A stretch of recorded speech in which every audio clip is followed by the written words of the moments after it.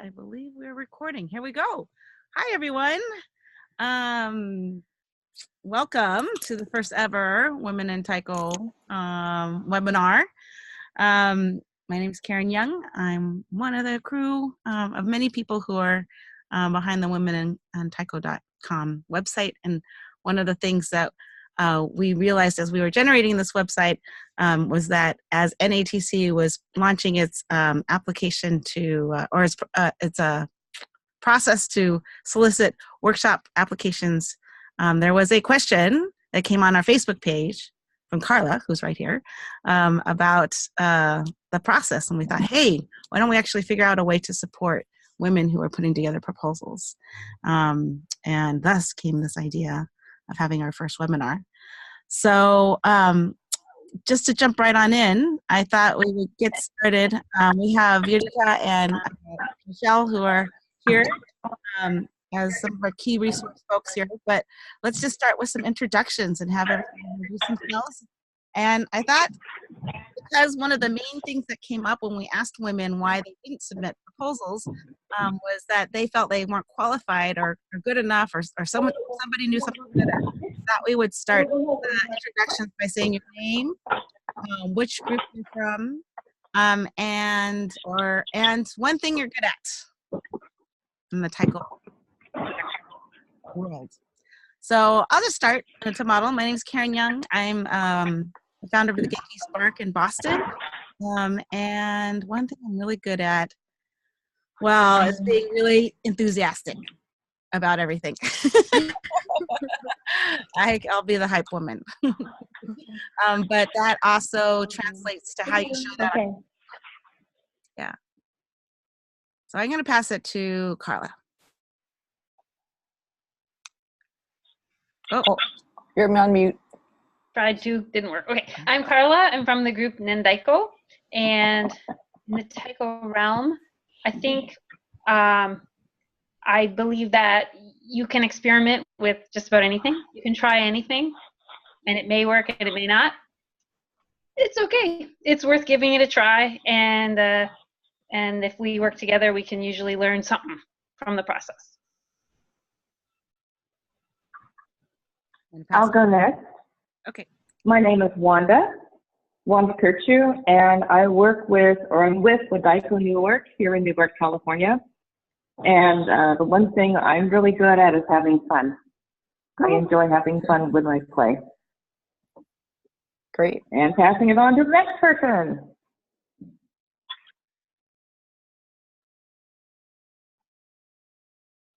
I can go. My name's Sarah. I'm not really affiliated with any group in particular. I do stage management, tour management, and I do projects just for other different kinds of Taiko groups and other kinds of arts groups, although I do work predominantly with different Taiko folks around the world.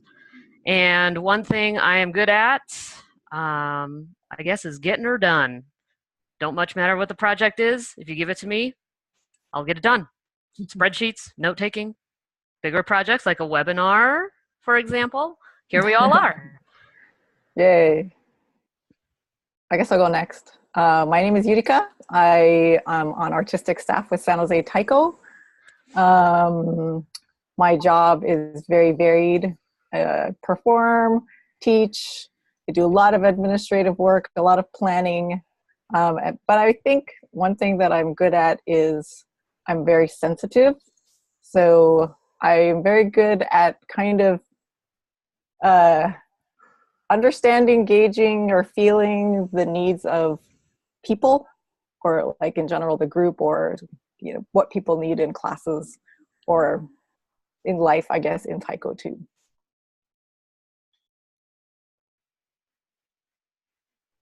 Who's next?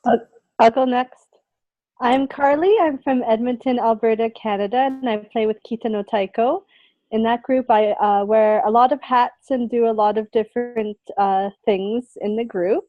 And something I'm good at is kind of like Yurika's, I feel that I'm very empathetic. So it's easy for me to understand where another person is coming from with their opinions and their place. So that's it's a good thing for Taiko to be able to understand others' experiences and how they might be reacting to something.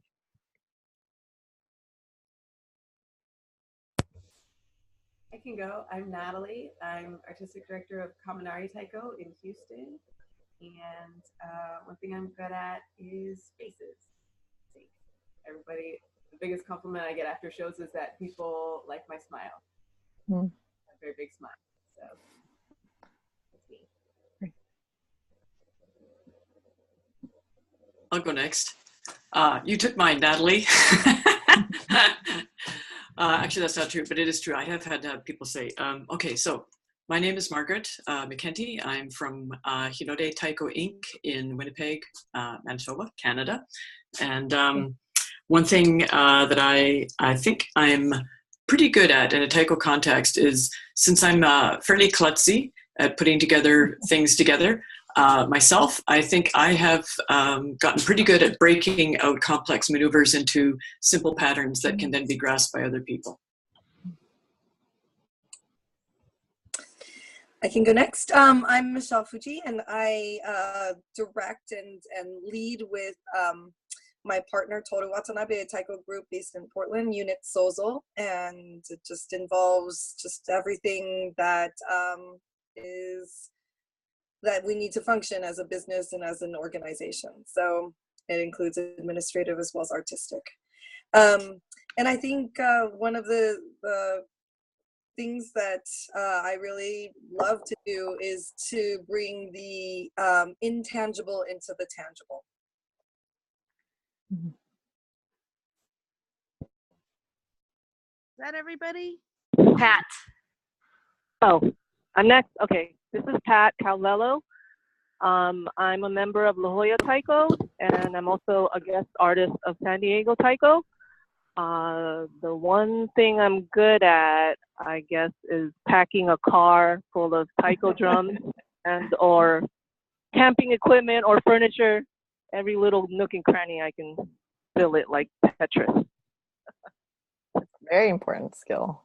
I have seen Pat's camping equipment skills in action, and it is impressive.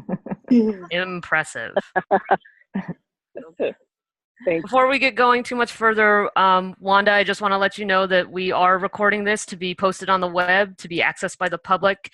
If that's okay with you, I'm just looking for a verbal yes. Yes. Great, thank you. And I do want to make a quick correction to something that Karen said earlier. We are actually womenandtaiko.org. Sorry, Karen. Thank you, Sarah. I also want to acknowledge that Sarah did organize this webinar. So big cheer for Sarah for doing this. Thank you. Thanks, guys. Team effort. Team effort. Okay, so with the time that we had, I wanted to turn this over to Michelle and Yurika. We weren't really sure what kind of questions you had, so I just thought maybe, you know, they could start with a little bit of their story and how they got to where they were, because so many folks who are here as observers. Maybe they think, anyway, I'll stop talking and I'll just turn it over to Michelle. And here you go. Do you want to go first? Do you want me to go first? I'll go first. Okay, so let's see. Yeah. My story of how I got to be where I am. I consider myself a late bloomer. So everything that I've done in my Taiko career, I've been like almost 10 years behind everybody that is with me. I started playing Taiko as an adult after graduating from school in a community group in Japan. And just from there, kind of just wandered around the world playing Taiko here and there. I went to Australia. I lived in DC area. And then I lived in Sonoma County for several years, where I was teaching youth Taiko for about 5 years. And then I came to San Jose Taiko to do a workshop and ended up auditioning in my 30s with a lot of 20-year-olds, boys who were a lot younger than me. But I think what I brought to that experience was maturity a little bit. And also just the experience that I'd had, you know, working with a lot of different other Taiko groups, and my experience with teaching, and just really understanding that being in a Taiko group is hard. It takes a lot of hard work in so many different areas, right? Organization, logistics, teaching, making everybody happy, and that sort of thing. There's just like so many things. So I joined staff pretty much about a year after I auditioned, and went on tour right away. And that was like a crazy experience for me, because I had gone from this community Taiko group experience to kind of, for me, a high level professional experience playing in theaters with lighting and stuff like that.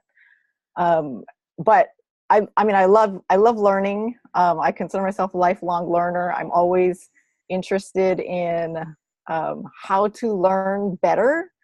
So I think that helped me to grow in my position, even though I was a lot older than a lot of the people in my group.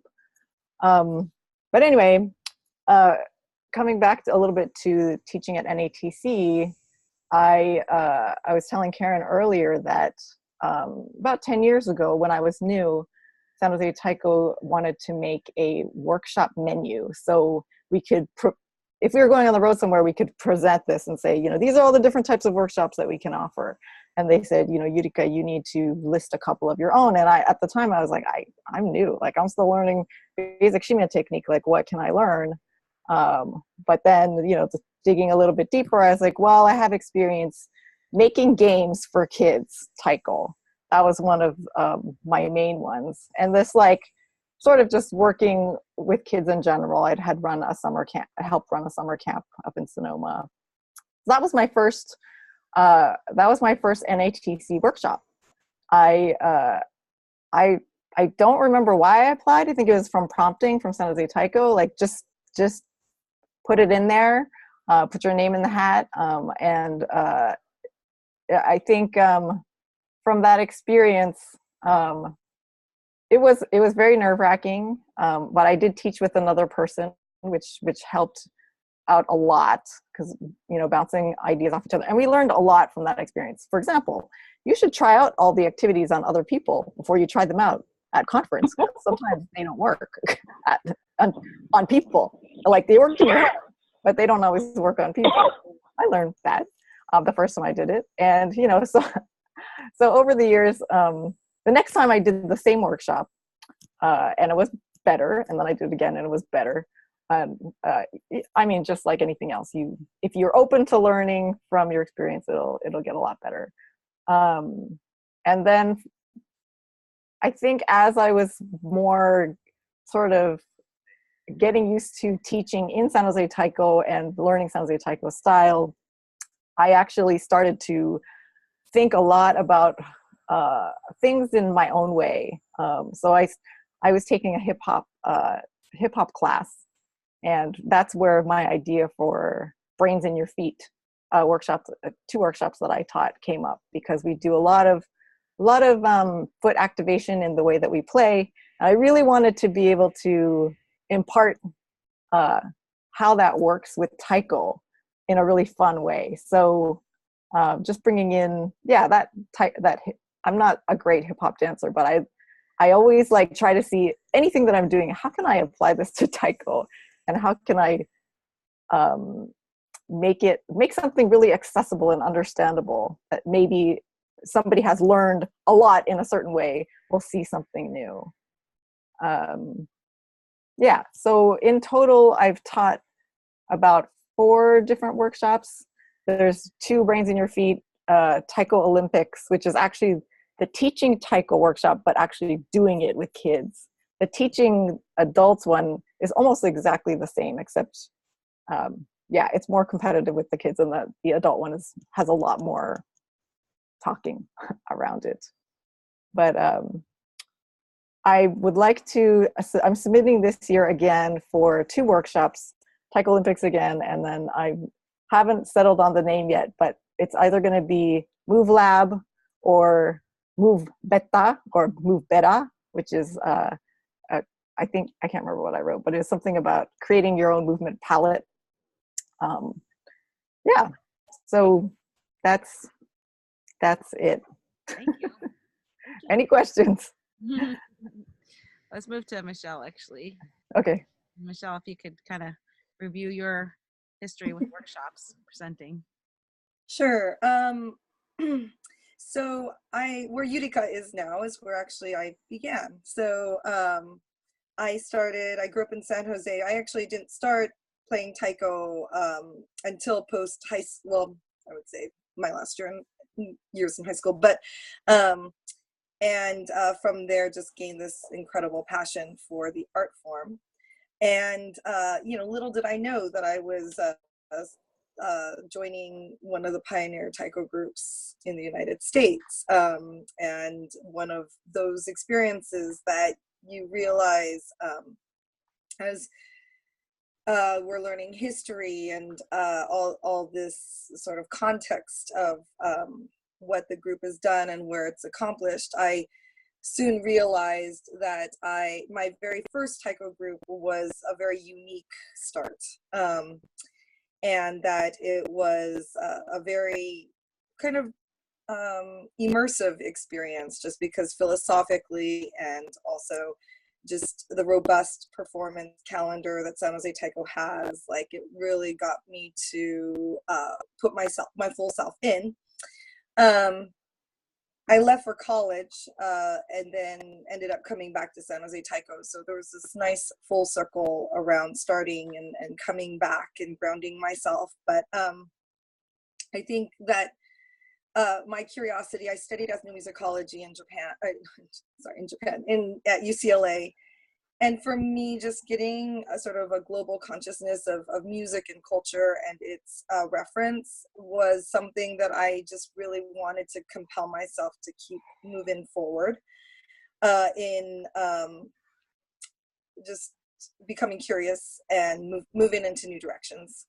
So I did go to Japan and studied at Wadabiza, which was at that point one of the foremost folk dance groups, in folk dance and folk traditional performance organizations in Japan.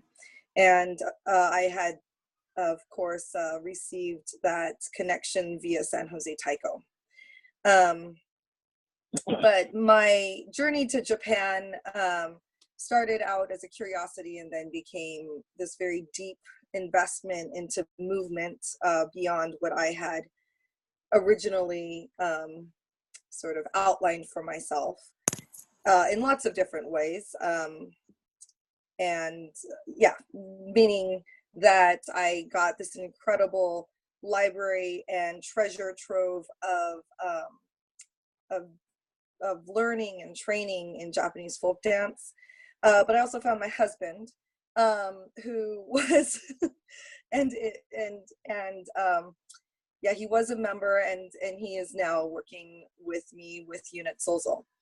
But our journey together as artists really compelled our conversation to keep going deeper. It's like, what is the work that we're trying to do and to do together, and how do we define it? I came back to the United States in 2002.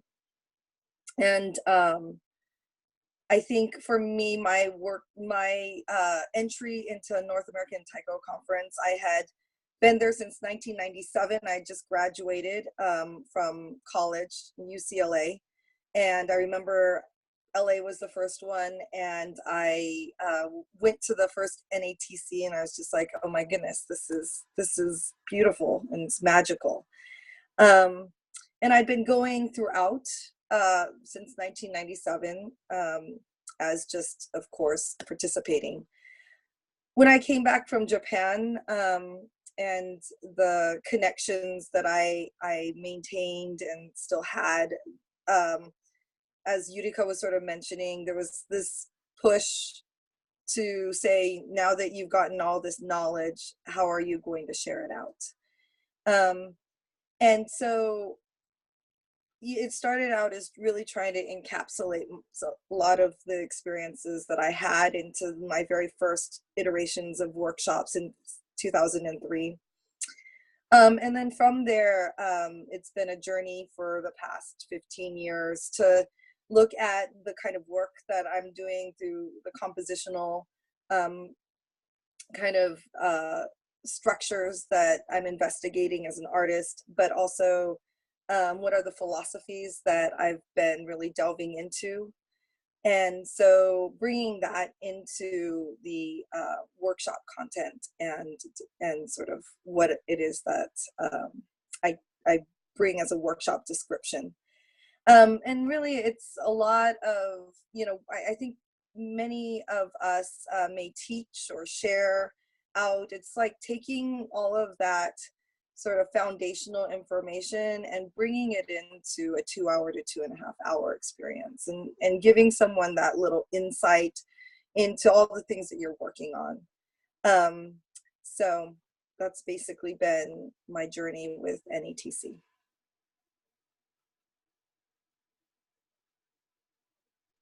Thank you both. At this point, we would just really want to open it up for questions. I know there's several people here who have, in the registration form, have listed the topics that they're interested in submitting, and others here are here as observers. I do want to say that I did reach out to Mark Rooney to ask him, you know, what, you know, there was a notice that he sent out, you know, emphasizing that this was about the artistry of Taiko. So I had asked him, you know, what counts as the artistry of Taiko? And he said, so long as there are these are active workshops where participants are practicing the skills involved and this is not simply a demonstration about a process. So, and I had asked him, using your submissions about, you know, bocce twirling, bocce spinning, performance energy, jump-starting compositions, he said yes to these. So if there are other questions that we want to ask him, we can ask as well.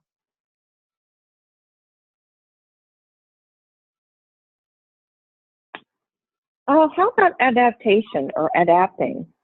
For instance, this is Wanda. For instance, if people are older and let's say they can't do the full, let's say a twirl, can that, you know, finding ways to have them still perform the piece, but adapting to whatever it is that their minor handicap might be, would that be a good workshop or a conversation starter? Wanda, let me actually, because in our group. Why don't I go ahead? I'll ask Mark. I'll text him and I'll respond once I have that answer. Okay, because we have some people in our group, quite a few people in our group who are older, and suddenly they can't do X thing. They can do a version of X thing, but they can't do that thing. That's where I'm leading to. Okay. Wanda, when I read your description for your proposed workshop, I really got excited about it because this is something that when we were at Women in Taiko, we broke out into age groups, decades, and I was in the 40s group. And one thing that came up for us was, you know, what does Taiko look like for somebody who's 40 and up who can't like just play out hard and like fast and just constantly that maybe you were doing when you were younger, and then to really be able to value a different type of Taiko, that it's not just hard, it's not just louder and faster, it's better. Like there's this perception that you can play really fast, you can play really loud, then you're a better Taiko player. So I would be curious, you know, like to see a workshop where you're not just taking, you know, something that you would like quote unquote normally play and then adapt it, but actually like to really think about, you know, what a Taiko style could look like, or, you know, how you could be creative about a different type of playing. Well, that's that's exactly what I'm thinking, because I'm finding that with the group that I'm in right now, we do have people that are in their late 60s, early 70s, even 80s, and they really can't do some of the movements anymore, or for however, whatever their issue is. And so I call our group Taiko for everybody, because everybody gets to play. And so the question is, for those individuals that have lost a piece of that skill, what is left for them? Because they still like to perform, but they just can't, perform up to whatever standards that there is.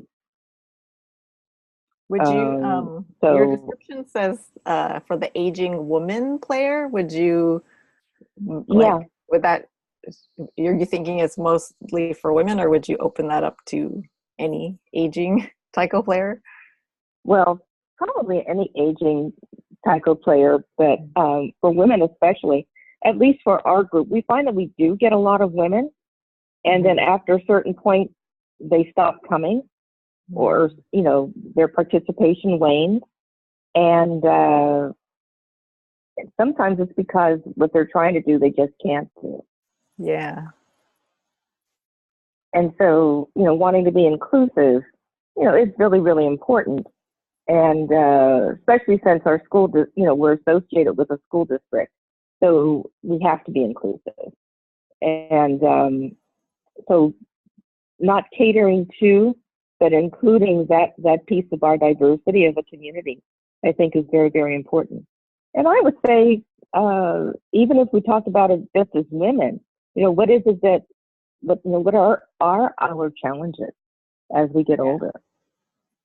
Yeah, I love the idea. I'm not sure about the wording. Like, I don't know how people feel about the word aging as opposed to other words like mature. I'm not sure. I don't know what. Well, maturing, aging, maturing, transitioning, however, one wants to put it. But I think that idea of inclusivity is really, really important. I like the idea that workshop is it's focused on this particular group, which I don't feel like gets that focus at all at Taiko Conference. Okay. Yeah. I'm very happy to continue that conversation. Submit. Thank you. Great. Also, just so you know, there's a chat. There should be a chat on the right side. So if there's questions you want to ask there, you can also put them there. Okay, other questions? I have a question. This is Natalie. One of my workshop ideas is about performance energy and how to make your performance kind of look on the outside the way that you feel on the inside. And when I teach this in my group, one of the tools that I use most often that brings a lot of people enlightenment is seeing themselves in photos and videos. And I'm wondering if that's even possible to incorporate that into a workshop at NATC. Like, I know that would be maybe a big ask to have like TV or some kind of projection. And I kind of foresee like, oh man, I'm setting myself up for 2 hours of struggling with the technology, right? And we don't actually get to play Taiko. So I don't know if anyone has ever tried anything like that before, or if you think this is doable, or should I focus on other ways of getting to that point?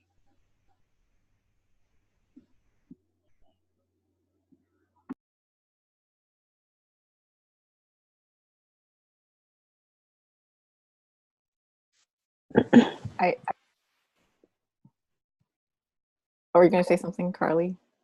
No, sorry. No. Oh, okay. I have a suggestion on that, which is maybe people could send the videos in advance so that you could pre-create the video roll or photo roll or whatever, so that you can test before the workshop happens that you know it's going to actually play or show or whatever. And then all you're really doing in the workshop is hitting play. The disadvantage of that is that they might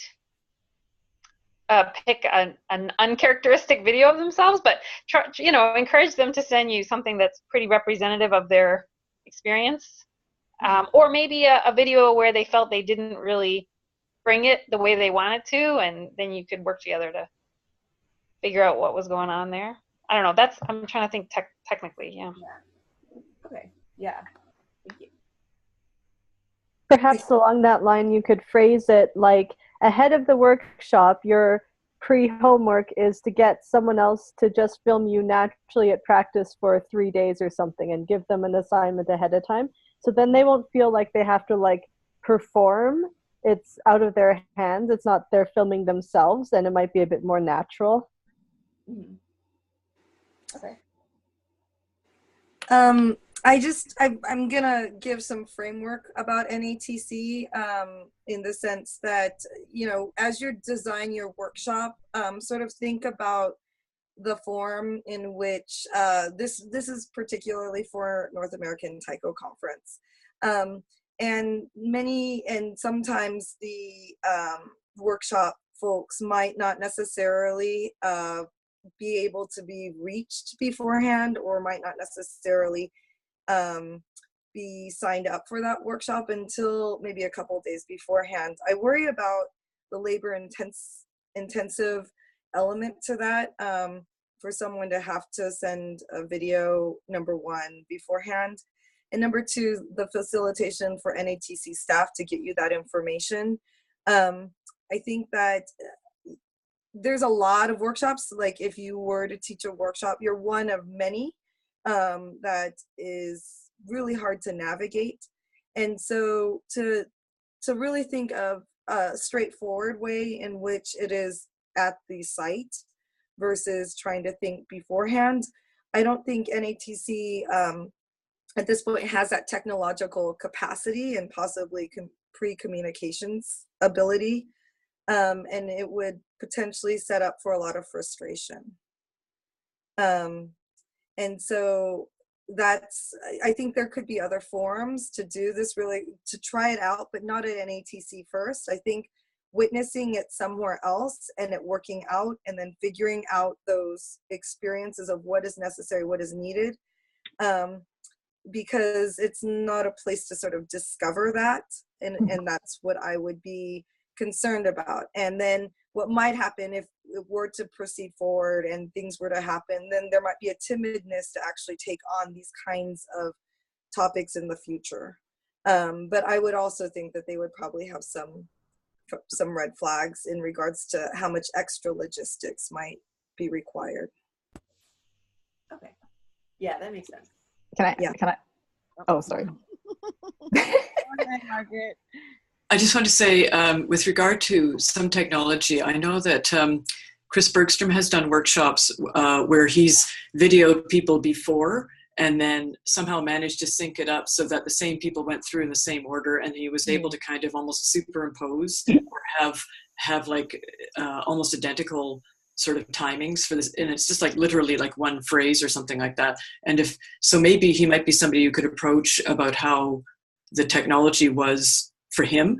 I don't know if he's actually done that at NATC. I suspect not, but he's done it at other workshops. And so it was an interesting exercise, I think, because it did allow for people at the workshop to see themselves. But it might involve taping and then posting later, like after the workshop, so that they could review what they were doing.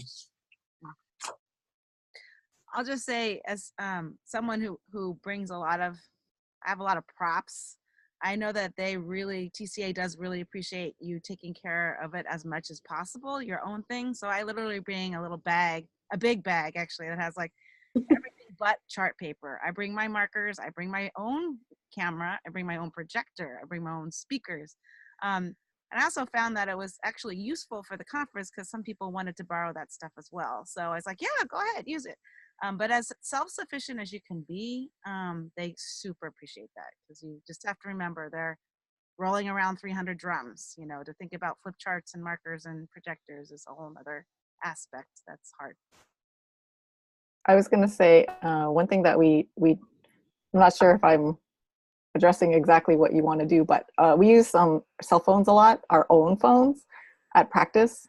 And so if the workshop was around, expression or key, but it didn't have to rely just on the videos, but the videos was a tool. We do a lot of like get into pairs or small groups and, go through an exercise. And you actually take the other person, the person who's performing's phone and record them. And then that way you can look at, it's not, it's hard to see, but because it's small, but you can see and talk to, get some feedback from the other people. And then also you can take it home with you. And then you have that as well. So we do a lot of that, a practice. A great idea. Excellent. And I think just listening to the other comments, don't be discouraged if the tech kind of isn't available right now. Like, it's still a good idea. And the feedback we're hearing is that you have to be pretty self-sufficient. So maybe think outside the box in terms of like, what is the ultimate goal you want and how you can get there, versus thinking, well, they won't want tech, so that's a bad idea. Yeah.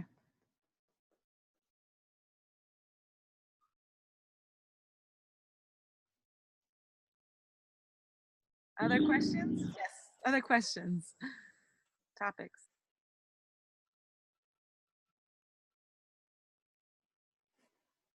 Carla, don't you have any questions?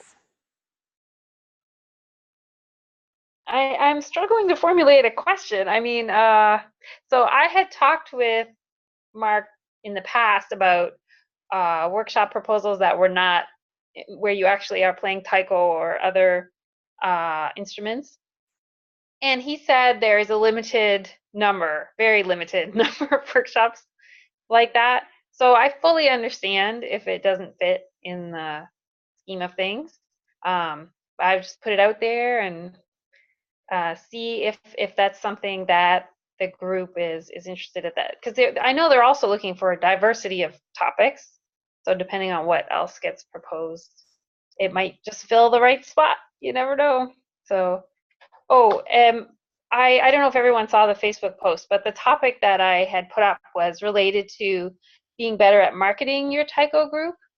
And I think my background is marketing. That's why, taiko is definitely my passion, but my career is in marketing. So, and I just think, for example, the last 3 weeks doing Taiko Love, and it's just so fascinating to see how different groups are portraying themselves, even in this tiny little experiment. And you see the way people represent their brand.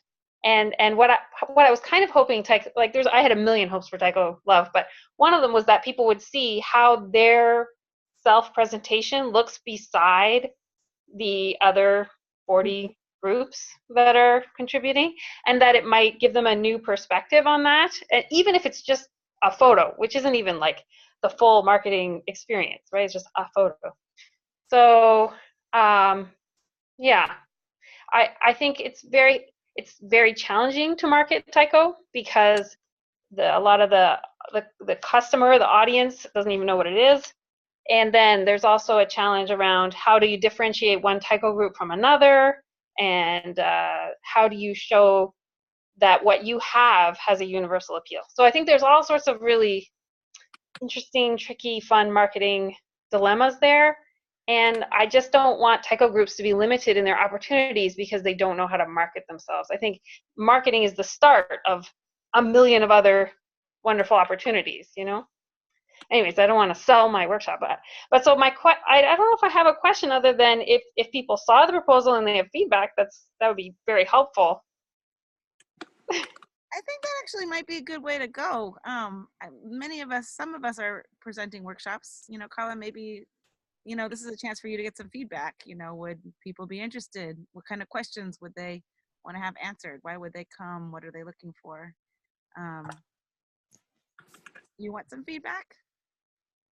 I would like feedback, and so another thought that crossed my mind is that you can teach marketing in a webinar, right? Because part of the reason of physically going to a conference is because you want to physically be in the room with somebody, right? There's a physicality. I'll say physical 5 more times.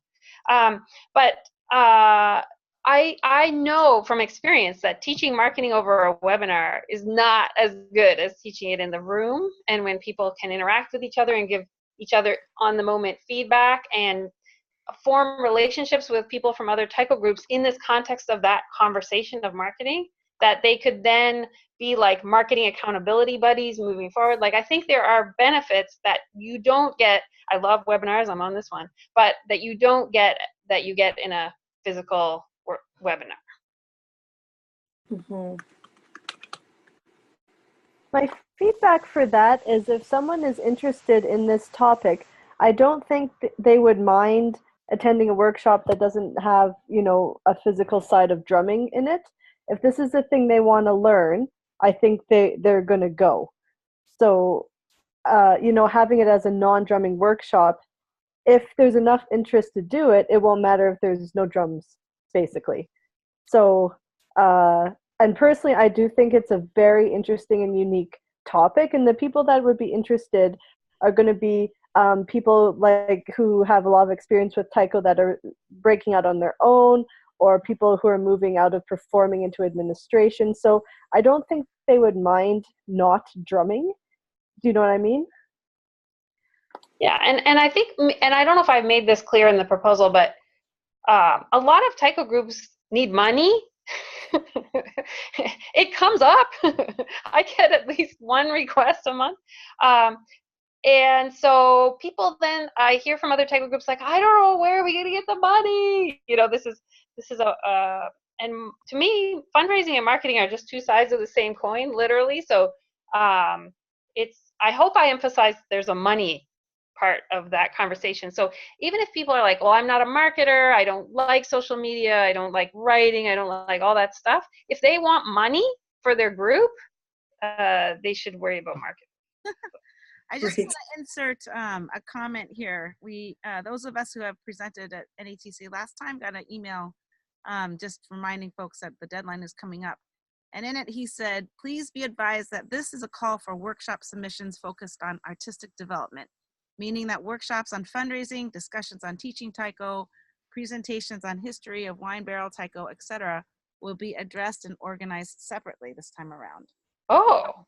This is very much a call for actual, as Mark said, you know, you're actively playing taiko, you're practicing taiko, you're developing skills playing taiko versus discussing taiko. Yeah. Well, then maybe this isn't the time for me to have passed in that proposal, but he's got it now, so he can hold on to it for when he does his process. I didn't realize I didn't read that anywhere, that it was a separate process. It isn't on the website, and that was a comment that I had given to Mark, because it was given, I think, to people who had taught at NATC. I'm not exactly sure where that email list came from, that it was sent via that, but I was mentioning to him that he should make that a little bit more visible so that there was clarity on it. So, yeah. Yeah, so I think that it's fine that you submitted, and maybe he'll come back and say you should submit actually when we're looking for discussion sessions, because that's a completely different category of the teaching that happens at NATC. And I think it would be actually a great discussion session. So I have a question that I was wondering, maybe we could pass this around, is, you know, as you all signed up for this webinar, I'm wondering, you know, what interested you to actually say RSVP, and did you have in mind maybe some information that you were hoping to kind of hear about?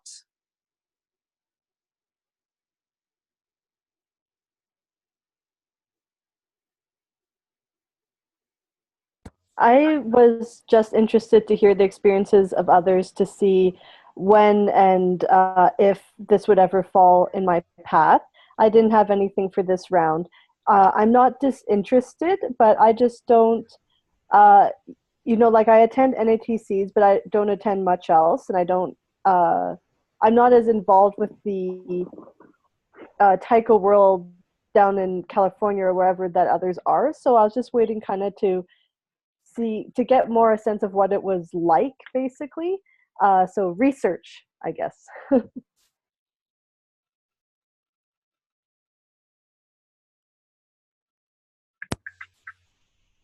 And for me, I've already been working on my proposal, and I decided at the last NATC that I was going to submit a proposal this time. So I've been like looking forward to it, and I'm like, oh, thank goodness, someone is going to help me figure this out a little bit, and yeah, get an idea of how all the different parts of the proposal work.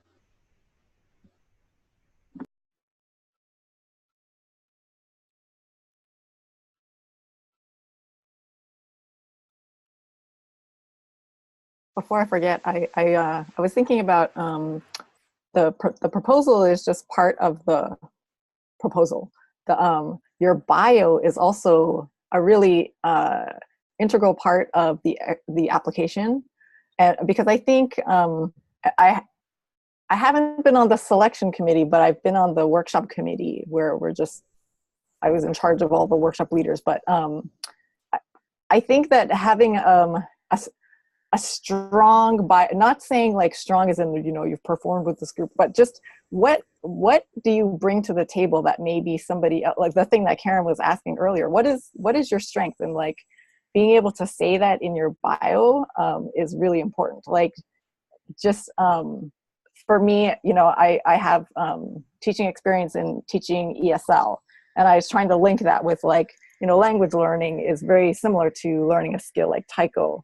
And just thinking about, you know, how can you talk about your strengths in that way in the bio is really great, and make sure you have somebody have somebody look at it, because we tend to be really humble with our bios. And I had Linda Uechi look at mine, and she, like, the way she you know, moved stuff around and put, like, I was like, oh my God, I sound so amazing in my bio. So like, make sure you have somebody look at your bio. That's great.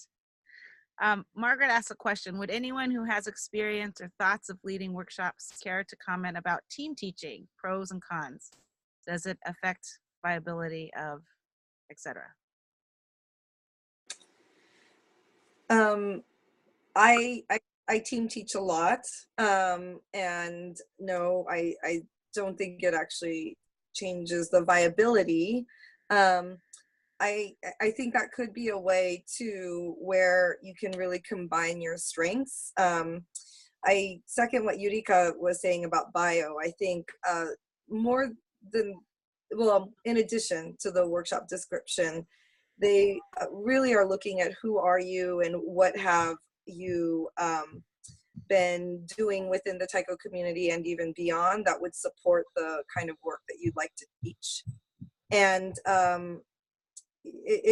you really need to sort of like make sure that that is an agreement and really is reinforcing each other. The team teaching could also like almost enhance the ability of how much resource you're actually providing into the workshop. As I collaborate, when I talk about team teach, I collaborate a lot with my partner Toru, and we both are pretty strong personalities, and so really understanding how to team teach has been a really big learning lesson for us. So make sure that if you do collaborate with someone, please practice with them, because you don't want to be figuring out that awkwardness in a 2.5 hour experience. That's the only thing that I would just say, because then it would be like, no, your turn, you know, no, your turn, you know, or, oh, what I meant here. So make sure that there's also maybe some examples of where you have already done some team teaching in your own Taiko life, if you are going to collaborate. But I think that it could be a really wonderful thing. I'd love to see more people actually team teach. Good question. I realized also, I was filling out the application yesterday. They were asking for your resume as well. So beefing up your Taiko resume and getting somebody to look at that as well. I would like to see just what does a Taiko resume look like. I've only been with one group for, I guess, 14 years. And, you know, we've played at different venues, but do you list the venues, or do you just say I've played with one group for 14 years? That's my question. So it would be nice to have an example of what, you know, a Taiko resume could look like.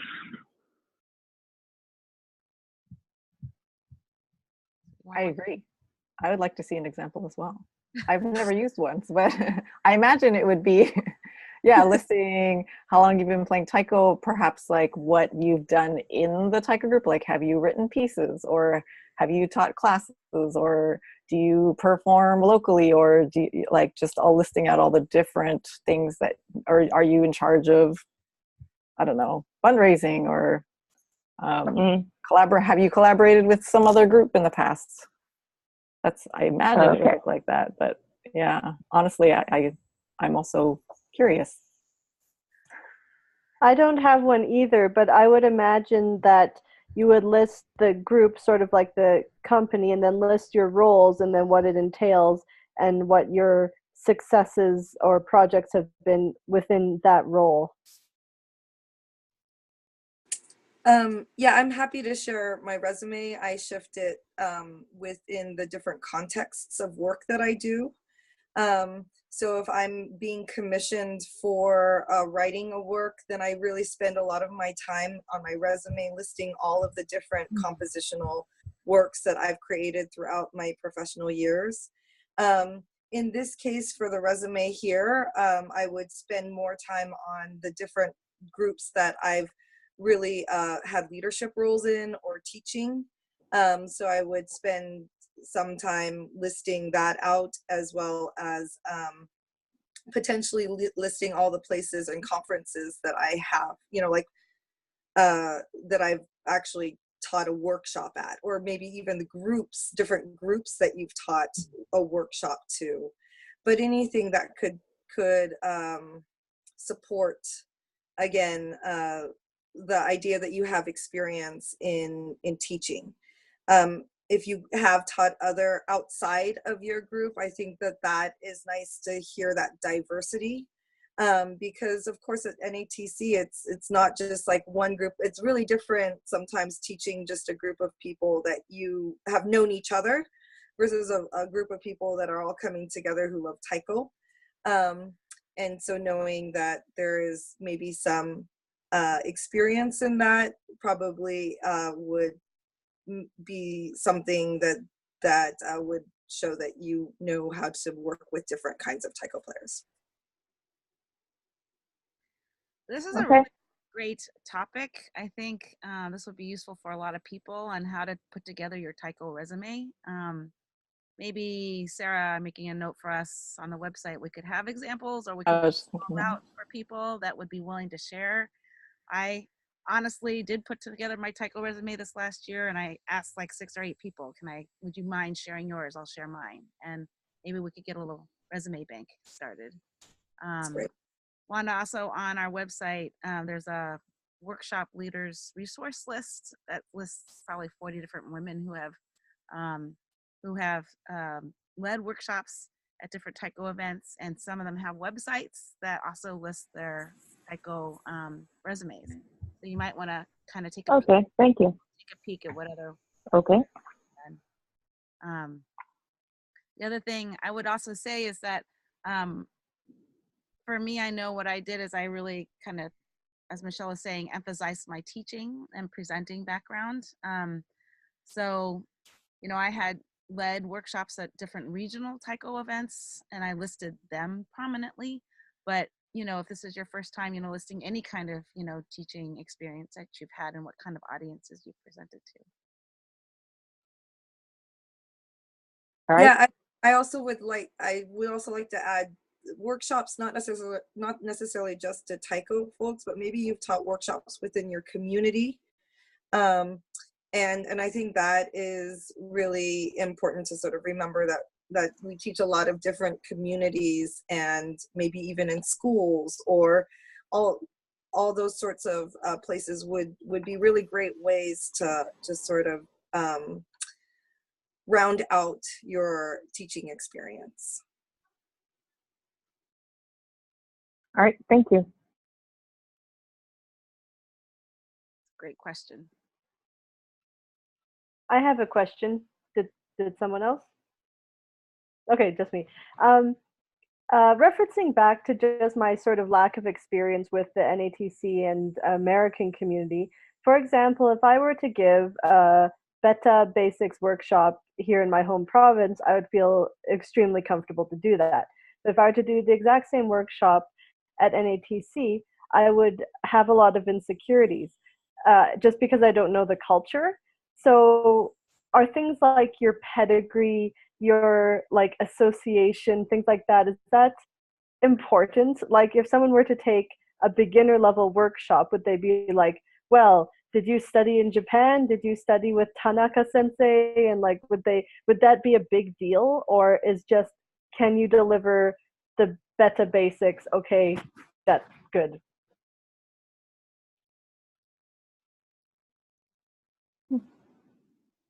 I think it's important for some people. I don't think it's important for everyone about the pedigree. Some people, like, if a Kodo person is there, they're just gonna go because it's Kodo. Like, but I feel like when I first started teaching in relatively unknown person, they were actually interested in the topic I was teaching. They came because they wanted to learn about how to teach kids, like specifically. Well, that's the thing. Like, I don't have a niche topic, so to speak, so it wouldn't be anything unique to me. So in that case, it's delivering basically a standard, and to do that, like, you know, what do they want as references, basically? I mean, I'm just gonna speak a little, maybe openly. I do think that your question about sort of a really basic topic, that they are looking for people who really dug into this topic, is one thing that I would just say is like how deeply have you looked into Beta Basics, and what is a new conversation that you're offering to Beta Basics? Because it's not just, in some senses, it is the, I think there are many beginning Taiko players that are there that would love just to get some basics, but for North American Taiko Conference, they're looking for perspectives. And if you are just sort of like not clear about what your specific perspective is, that you're just going to give like the basics, I'm not sure if that actually really falls into the way in which people are thinking about workshops at this sort of like gathering place to look at new perspectives of where Taiko is going. Well, yeah. that's really helpful, because I was thinking to myself, since I don't have a unique topic, you know, because they always have those basics ones. Since I don't have a unique topic, I'll just do that, and that will be like the first path. But this sounds like that's probably not the way to do it. So that is really helpful, and will lead me to then develop, yes, the individual perspective, or what is the fresh way of looking at something. So thank you for that insight. Yeah, and I can see where you can say, oh, this person is just saying Beta Basics. And in those senses, I think the teachers that are teaching that at NATC do have some of that pedigree that you speak of. So it's like, great, you know, like they've done this and they played there, and okay, do whatever, do a Beta Basic thing. And I think that for me, I've always been looking at what is the interesting perspective that we are providing. Yeah, that makes a lot of sense. Like, you would take the basics because someone in particular is teaching it. So that makes a lot of sense. Thanks.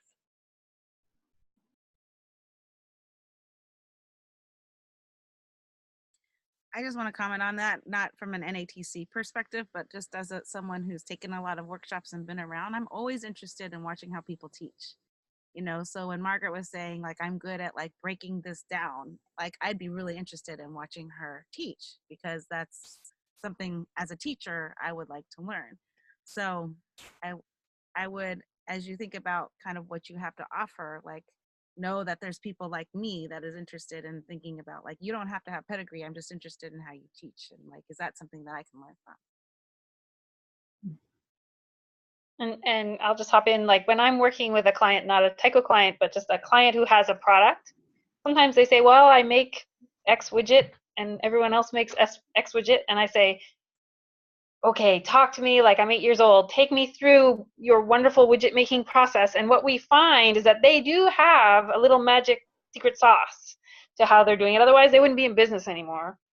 And what a lot of what I do as their consultant is give it a name, give it stages, give it a nice drawing, give it a form.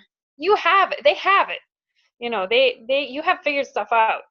But just, and then if you describe that secret sauce enough so that it sounds really tasty and intriguing, then people are like, wow, I've never heard it described like that. And it's a 6-step process, and ooh, okay. And like they get curious, even though it's exactly what you would have taught if you just said beta basics. But yours is, you're just, so it's going to make me sound like I just put icing on everything, but a lot of it is just framing.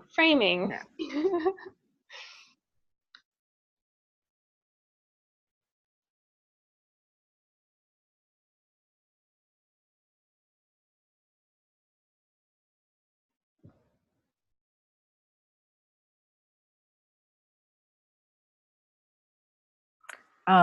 I wanted to, go back to the team teaching question, and just wanted to describe a little bit that San Jose Taiko this year, we actually decided to submit as a group instead of as individual instructors, because of the format, and it sounds like they're taking less instructors overall who will be teaching more workshops.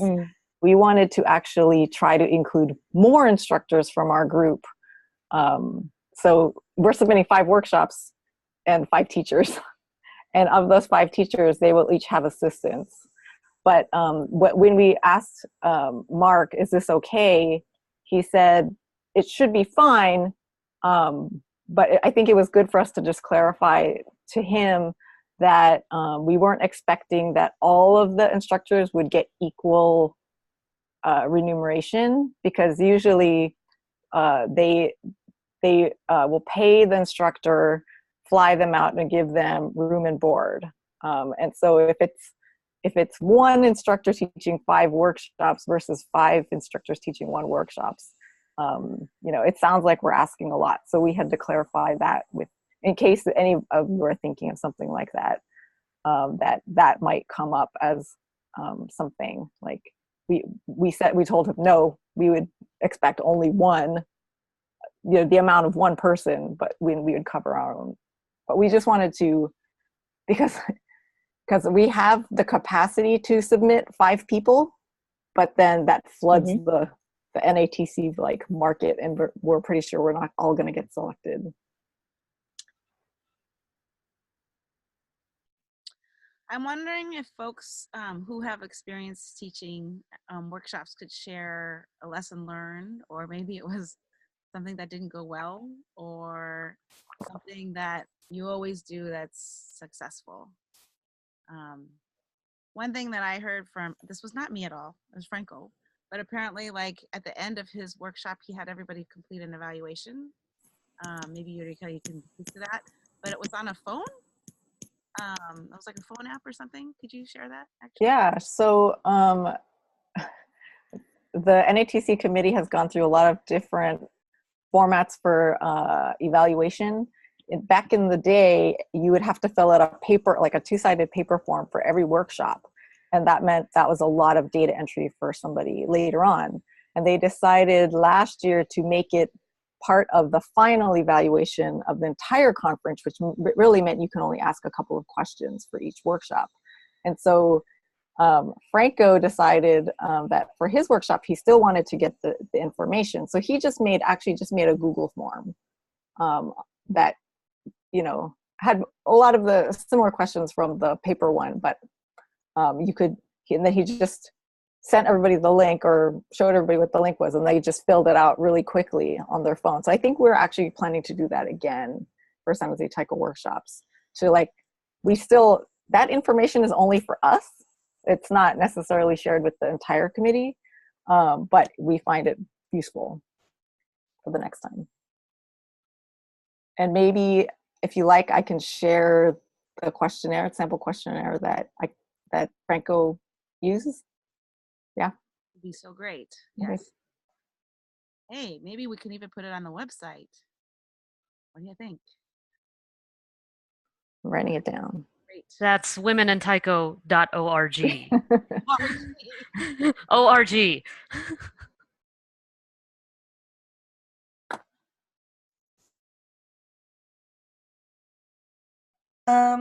Yeah, I one of the things that I've actually heard as a comment, and also we've been doing this quite often in our workshops, is that there's sort of a takeaway provided, sort of like a synopsis, whether it's a synopsis of what happened or what your agenda was, or lots of times for us, we actually give out a sort of a pictorial of some of the activities that we do. I have told her to draw these little stick figure people. And so that is just another way in which people can remember the experience. There's so many workshops and so many things that you navigate through. You walk from this and you go into this like whole little Taiko world for 2 hours, and you walk and you go to lunch and then you head to another Taiko world. So how do you remember, or how do you still kind of keep some of that essence? There's something secure in feeling that there was something that you can take away from it. Yes. Do you have a? I don't want to cut you off. I just wanted to register that Okay, I was like, I saw this. Go ahead. I have my hand going up to say something in response to that, but I don't want to short circuit what you're saying. Okay. By any means. Oh, thanks. Yeah, I think I was pretty much, I think that there is something good, even though, paper, I'm not sure about its viability in this world. But I do think having something that people can tangibly hold on to is a really nice thing at a workshop. Can I, I'm just going to swap hats here for a little bit, because at the last Taiko conference, I was sort of at the interface of some individuals from our group who are deaf, who attended NATC, and I believe it's the first time NATC has used sign language interpreters. And so one of the aspects of this that I'm really I want to emphasize to people, if I can, anywhere I can get the word out to people, and this seems like a good opportunity to do that, is bear in mind that not everybody communicates well orally in a teaching situation. And so anything that you can provide to reinforce the verbal instructions that you are giving, such as your teaching notes, and also such as encouraging people who might not be able otherwise to do so to video for their own reference, and even video for the reference of other people who can then interpret what was being said in a particular teaching situation, is so important to accessibility. Because if you think about it, people who use sign language are watching somebody signing while you may be talking and demonstrating something entirely different. So where are they looking? And it's a really important thing for making everybody able to get the same value out of the workshop, that you can provide them with extra resources like that, or not extra, but provide resources for people. And, like, frankly, as the population ages, more and more of us are going to become hard of hearing, and more of us are going to need these kinds of supports. Also, like in terms of videoing stuff and subtitling videos and providing captions for things for people, because not everybody's first language is English as well. So that's just my pep talk to everybody, to think about that in the design of your workshops. And I know it's probably inappropriate, but there it is. I have you as my captive audience for the moment. Actually, I don't think that's inappropriate at all. It's the fact that we do have diverse communities that are within the world of Taiko, actually within the world of everywhere. And in my own personal opinion, I've always found Taiko to be one of inclusivity. and diversity, and the fact that we have the opportunity to continue functioning in this fashion and having it being brought to our attention is very, very important. So no, it was not inappropriate at all. It was a good comment to make, and you know, and I personally don't think there are any strange suggestions, but more just for clarity. And that's coming from, you know, that's teacher talk, by the way. So that's what I do. Thank you.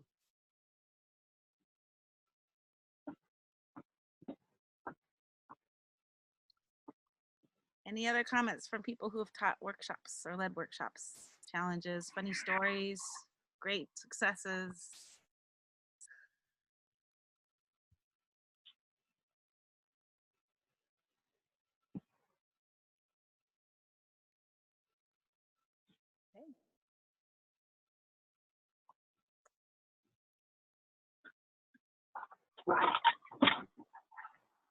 I just wrote down, it's not a funny story or failure, but, and this is something that I think all teachers just learn to do over time, but really thinking about the flow of your workshop, that it makes sense logically, and then also having activities that you can either throw away in case you run out of time, but it still makes sense, or extra activities in case everything goes super quick and you're like, oh, I still have 20 minutes left. What are we going to do? I always try to have, you know, and then, you know, really being able to read the room. Like, don't be pushing a group that can only go a certain speed, and it's okay if they only go a certain speed. Michelle, is there anything else you want to add?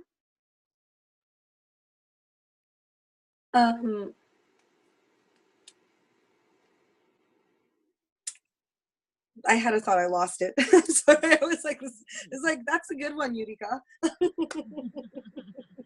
and then I was like, wait a minute, where did my thought go? Sorry.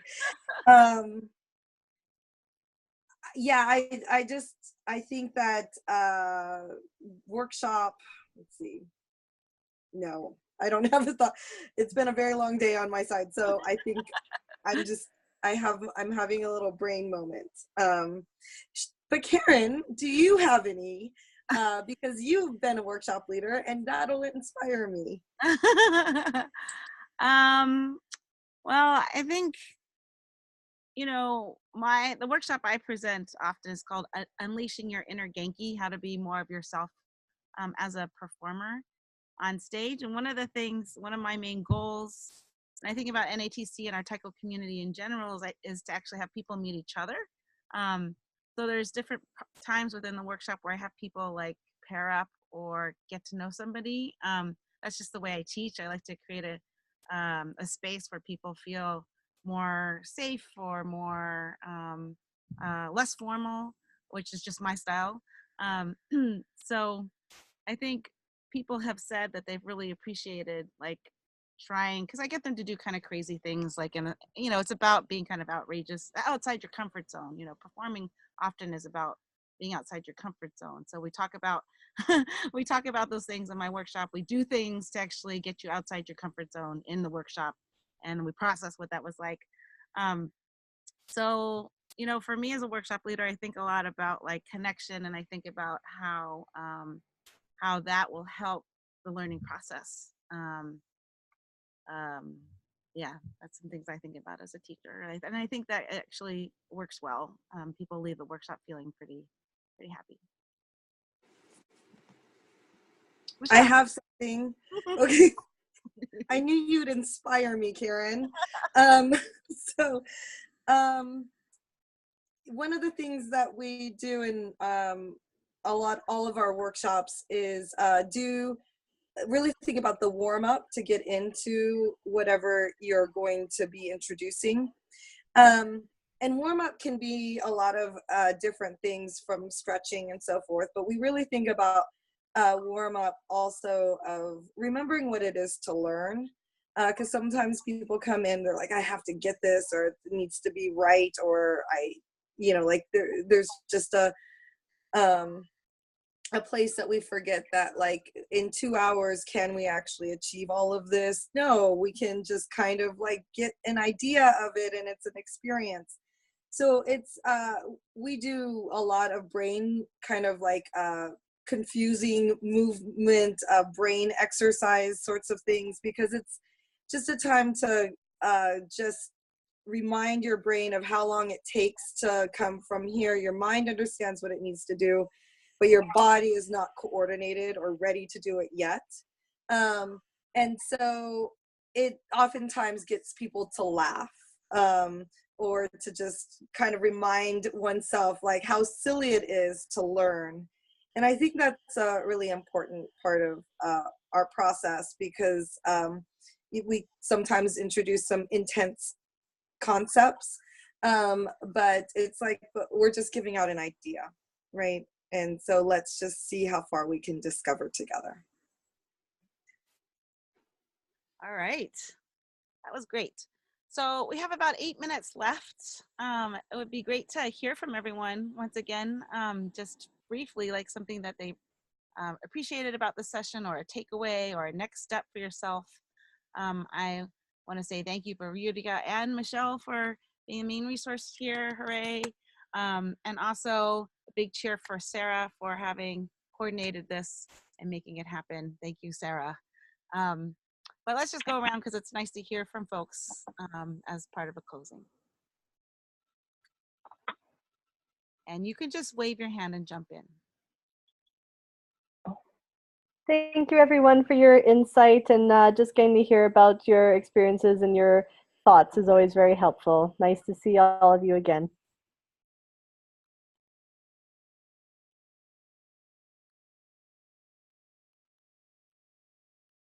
I'm the disembodied voice in the room because you can't see me because I'm using my iPhone. But I want to say thank you very much for the opportunity to participate in the discussion. And also just being included. That's really, really, really important. I come from a Taiko group with Taiko Newark that is, I guess call it local grown. So they often don't have a voice in what's going on. So it's very, very much appreciated. At least I appreciate it, the opportunity to participate in the discussion. Thank you.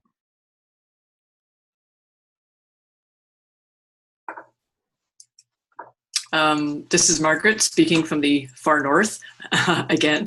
I just want to say, second what everybody's saying about thanking Yurika and Michelle and Karen and Sarah for facilitating this. I trust this is going to kick off a conversation that is going to continue. Actually, I would like to see more webinars, even on this specific area of improving people's submissions, because as we know, the research indicates that women have a tendency to hold back from submissions for workshop proposals, and we want to strengthen the community in that way. I'm also excited to see the resources that are coming out of this, the resume bank idea and some other things. And so I'm really, really looking forward to seeing how the conference is going to shape up next year, and how future NATC conferences are going to shape up with even more awesome women workshop leaders than we've already had.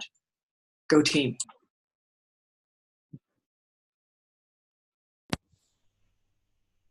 Yeah, I'll also say thank you to everybody who led and participated in the discussion. And it was just really great to see everyone's faces and like hear from everybody again. Like, I haven't seen any Taiko people, and I've even been on leave from my own Taiko group for like 3 months now. So it's really good to get that like boost of inspiration and reminder of all the different things that Taiko can do, and get me feeling in the NATC spirit again, put me back in that place to hear everyone's perspectives on it. So thank you all for being here.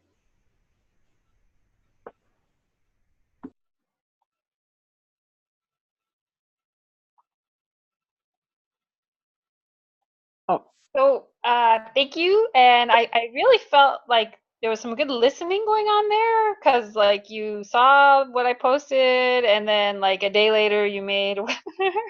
Like, whoa. Very responsive, very nimble, I guess is a word that people use. So good job on that. And also, like, I feel like I'm benefiting. We're building a thing here, right? Like, so part of the reason I felt comfortable doing that at all was because Carly was my mentor in the Women in Taiko mentor group.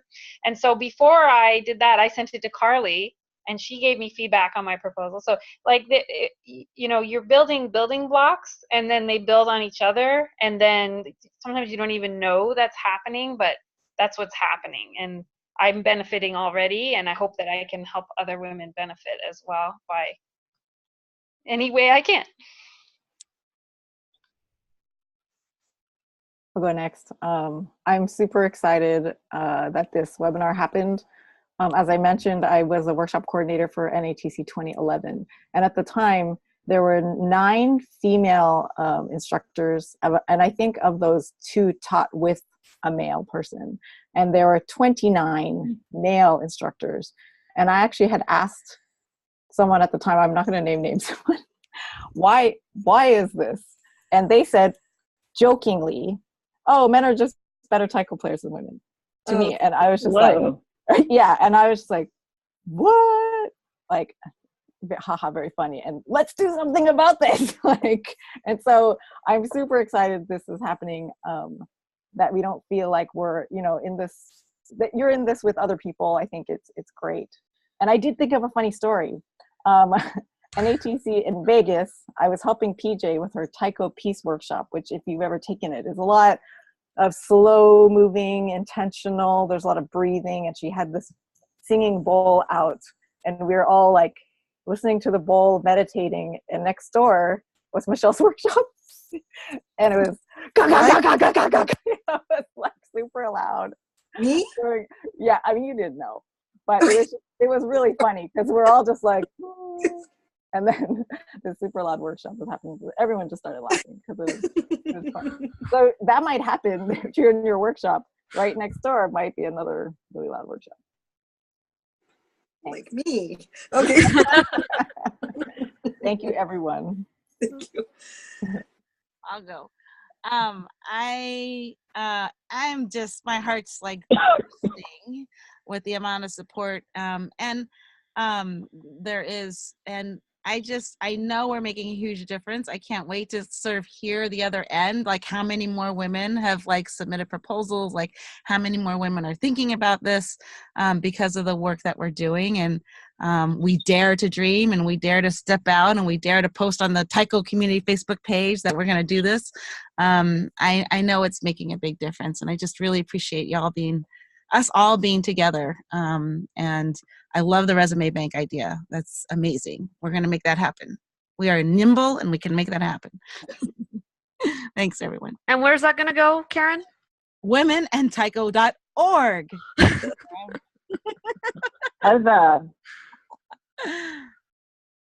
So, yeah, my heart is singing as well through this webinar. I didn't give this context, but from 2003 until 2000 and what was last one? 2000. The last one was 2015. No, 17. When was the 17? Okay, so from 2003 to 2015, I actually was on the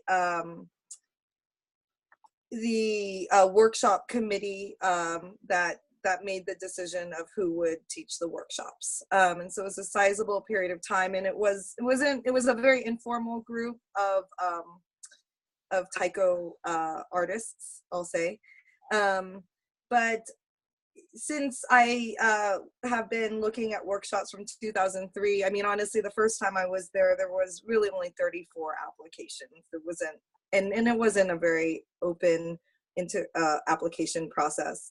So the fact that there's now like a call out is a huge improvement to where it used to be. And there's work that still needs to be done. But even from that period of time that I looked at all the different workshop submissions that we got to vet, there was always a prominence of like 80% of it, or some really sizable amount of men that were applying, and then of the women taiko players and artists that we were looking at, it was just a very small percentage. And so we would actually, we did try to have conversations about, okay, do we accept more women, but the percentage of this is still male driven in regards to who is getting seen and who is being who's being noticed, I guess. And I've thought for many years that we just really need to increase that percentage. We have to just start filling it in so that it's not just 20% of the 100% that are women, but we need to get more and more and more applications. So it's not just about, actually today I was, we teach in schools, and I did this whole thing about voting. It's like, everyone, you need to vote. I know you're in 3rd grade, but you need to vote. But then the 3rd graders were like, one of the whatever song they chose that they wanted to do, or whatever rhythm they chose that they wanted to do, they were like, yes, if they got it selected. I said, that's not what I want you to be looking at. I want you to be excited about the fact that we all contributed to make this happen. And so that's what voting is about, or that's what putting your name into the workshop submission pool is about. It's not necessarily whether or not you get the workshop or not. It is the fact that we are representing or contributing or making that decision much broader and bigger. And so I just want to say, none of us are, and I'm no longer in that workshop, so I'm sorry, don't sort of rally with me, because I'm no longer, they sent me this really nice thing last time. They're like, I'm so sorry, you've been doing this for 10 years. And I'm like, no, that's so cool.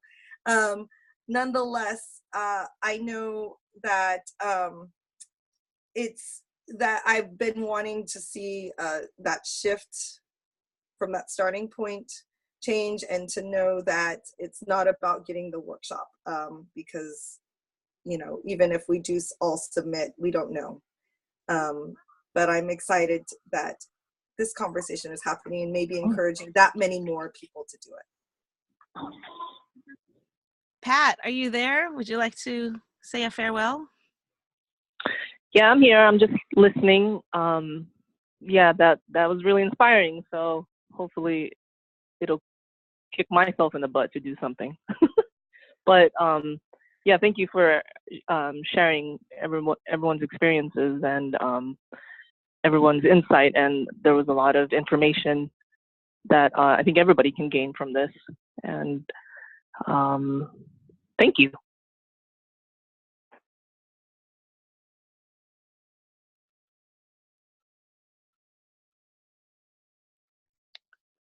Sarah, I think that's you. I think that's me. I'm the last one.